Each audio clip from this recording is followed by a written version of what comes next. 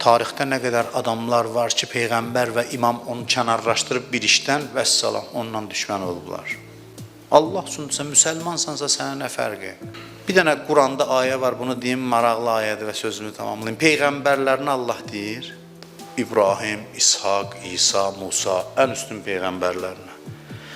Deyir ki, sən bugün peyğəmbərsən, sabah başqasını bu vəzifəyə seçsəm, sən adi adamsan, ona təslim olacaqsan, istefa verəcəksən vəzifəndən.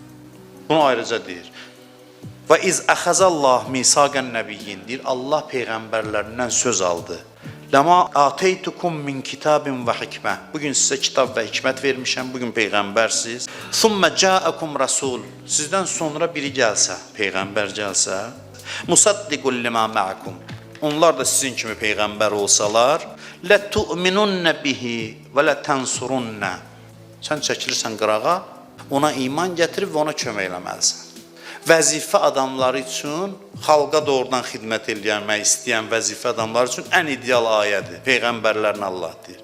Səndən layiqlisi gəldisə, küsüb getmə. Peyğəmbərə deyir. Sən ona iman gətirirsən, onun dininə və ona köməkçi olursan. Əlinin altında işçi olursan. Peyğəmbərinə deyir. Və əxəztum alə zalikum isri qalə əqrartum. Soruşdu Allah. Razısınız, təsdiq edirsiniz. Qalu əqrarna. Dedilər, bəli. Bu əhdi aldı onlardan.